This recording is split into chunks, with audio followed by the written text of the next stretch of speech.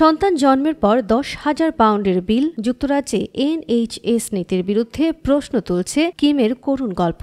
জানা যায়, যুক্তরাজ্যে বসবাসরত এক অসহায় আশ্রয় প্রার্থী মা সন্তান জন্মের পর এনএইচএস থেকে 10,000 পাউন্ডেরও বেশি বিল হাতে পেয়ে চরম মানসিক চাপের মধ্যে পড়েছেন। অথচ তিনি মাসে মাত্র 1 পেনি পরিশোধ করতে সক্ষম, এমনটাই জানিয়েছে ব্রিটিশ সংবাদ মাধ্যম। 34 বছর বয়সী কিম জরুরি সিজারিয়ান অস্ত্রোপচারের পর চিকিৎসা খরচের বিশাল একটি বিল পান এবং পরে একটি ঋণ প্রদানকারী সংস্থার মাধ্যমে পরিশোধের চেষ্টা করেন। যুক্তরাজ্যে আশ্রয় প্রার্থীদের প্রতিদিন গড়ে মাত্র 7 পাউন্ড দেওয়া হয় মৌলিক প্রয়োজন মেটাতে, খাদ্য, পোশাক, যোগাযোগ এবং টয়লেট সামগ্রীর জন্য। যাদের শিশু আছে তারা হেলদি ফুড বাবদ কিছু বাড়তি সহায়তা পেয়ে থাকেন। এই অবস্থায় সরকারি নিয়ম অনুযায়ী আশ্রয় প্রার্থীরা এনএইচএস এর চিকিৎসা চার্জ থেকে অব্যাহতি পাওয়ার কথা, কিন্তু বাস্তবে দেখা যাচ্ছে অনেক নারী যাদের চার্জ মুক্ত থাকার অধিকার রয়েছে তারা ভুলভাবে বিলের মুখোমুখি হচ্ছেন। বিষয়টি তুলে ধরেছে প্রেগন্যান্সি চ্যারিটি ম্যাটারনিটি অ্যাকশন। খবরে বলা হয়, কিম প্রথমবার যুক্তরাজ্যে আশ্রয়ের আবেদন করেন 2017 সালে,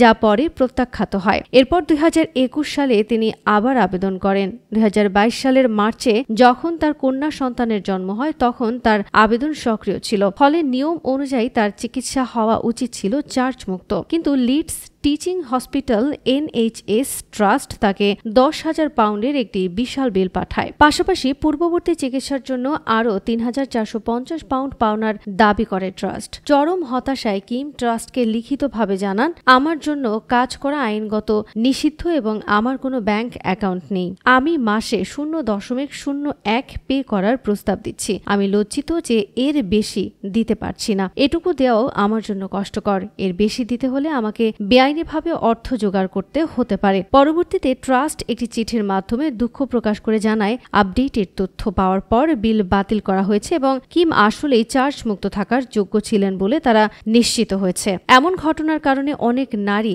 চিকিৎসা নিতে ভয় পান। যেমন কিম 4 মাস পর্যন্ত চিকিৎসা নেননি শুধুমাত্র চার্জের ভয়। অথচ যুক্তরাজ্যে গর্ভবতী নারীদের প্রথম 10 সপ্তাহের মধ্যেই চিকিৎসা গ্রহণ করার পরামর্শ দেওয়া হয়। ডক্টরস অব দ্য ওয়ার্ল্ড এর নীতি নির্ধারক আনা মিলার বলেন, অভিবাসীদের ওপর চার্জ আরোপ মানে শিশুদের ঋণের বোঝা নিয়ে জন্ম নেওয়া। এতে সরকারের খরচ বাঁচে না, বরং মানুষ চিকিৎসা এড়িয়ে চলে। ম্যাটারনিটি অ্যাকশনের জুডিথ ডেনিস বলেছেন, ভুলভাবে নিয়ম বাস্তবায়িত হলে নারীরা জরুরি স্বাস্থ্যসেবা থেকেও পিছিয়ে পড়েন। এতে ঝুঁকিতে পড়ে মা ও নবজাতকের স্বাস্থ্য। কিম আরও বলেন, বিল পাওয়ার পর আমি একদম ভেঙে পড়েছিলাম। আমি তখন এক নতুন মা, বুকের দুধ খাওয়াচ্ছিলাম বাচ্চাকে, সিজারিয়ানের পর সুস্থ হওয়ার চেষ্টা করছিলাম, আর তার মাঝে হাজার হাজার পাউন্ডের বিল নিয়ে হিমশিম খাচ্ছিলাম। এখনও কিম একটি আশ্রয় প্রার্থীদের আবাসনে আছেন, যেখানে বাসিন্দারা ছত্রাক ও আরশোলার উপদ্রব নিয়ে অভিযোগ করেছেন। তিনি এখনও তার অ্যাসাইলেম আবেদনের সিদ্ধান্তের অপেক্ষায় আছেন এবং নার্সিং পড়ার স্বপ্নে কলেজে যাচ্ছেন। এদিকে যুক্তরাজ্যের বিভিন্ন সংগঠনগুলো চাইছে মাতৃত্বকালীন চার্জিং এর প্রভাব নিয়ে